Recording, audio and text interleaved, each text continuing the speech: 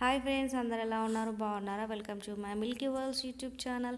ఈరోజు కథలోకి వెళ్తే, ఒక చిన్న పిల్లవాడు స్కూల్ నుంచి వస్తూ నాయుడు గారి పొలంలో నుంచి కొన్ని గోంగూర కట్లు కోసుకొని ఇంటికి తీసుకొని వెళ్ళాడు. అమ్మ నాకు గోంగూర పచ్చడి ఇష్టం, గోంగూర కట్టలు తెచ్చాను, చేసి పెట్టవా అని అడిగాడు. అప్పుడు అమ్మ, ఈ గోంగూర ఎక్కడిది బాబు అని అడిగింది. నాయుడు గారి పొలంలో నుంచి తెచ్చానమ్మా అని బదులు చెప్పాడు. చేసింది దొంగతనము అని చిన్నపిల్లవాడికి తెలియక చేశాడని భావించి తల్లి మందలించలేదు. ఆ రోజు రాత్రి గోంగూర పచ్చడి చేసి పెట్టింది. చక్కగా పిల్లాడు తినేశాడు.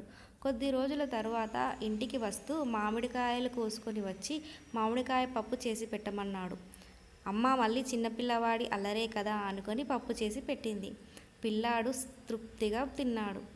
ఇలా రాను రాను ఎప్పుడైనా ఏమైనా కావాలంటే ఊళ్ళోని పొలాల నుంచి దొంగతనంగా తెచ్చుకోవడం ఆ పిల్లవాడికి అలవాటైపోయింది.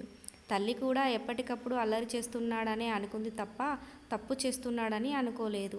ఎప్పుడూ పిల్లవాడిని సరిదిద్దలేదు. పెద్దవాడైతే తనే తెలుసుకుంటాడని వదిలేసింది. ఒకరోజు నాయుడు గారి పొలంలో నుంచి ఇలాగే ఏవో పళ్ళు కోస్తూ ఆ పిల్లాడు అక్కడ ఉన్న పాలేరుకు పట్టుపడ్డాడు. పాలేరు పిల్లవాడిని ఇంటికి తీసుకొని వచ్చి తల్లితో జరిగినది చెప్పాడు. తల్లి వెంటనే కొడుకును వెనగేసుకొని వచ్చి, నా కొడుకు అలాంటి పనులు చెయ్యడు, నువ్వు ఏం చూసి ఏమనుకున్నావు అని పాలేరుని తిట్టి పంపించేసింది.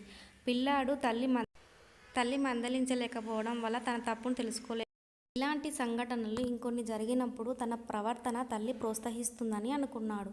కాలం గడిచి పిల్లవాడు పెద్దవాడయ్యాడు. పెద్ద అయితే అవసరాలు మారుతాయి కదా.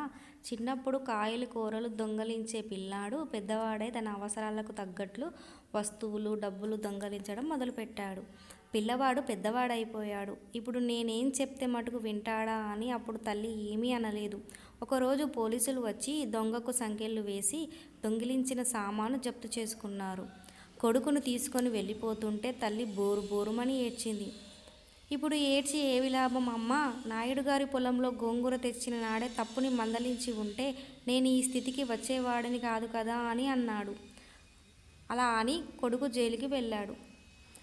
పిల్లలు చేసే చిన్న చిన్న పొరపాట్లను తల్లిదండ్రులు సరిదిద్దకపోతే అవే తప్పులు ముందు ముందు అలవాట్లు అయిపోతాయి. ఈ స్టోరీ మీకు నచ్చినట్లయితే లైక్, షేర్, సబ్స్క్రైబ్ చేసుకోండి ఫ్రెండ్స్. Bye bye.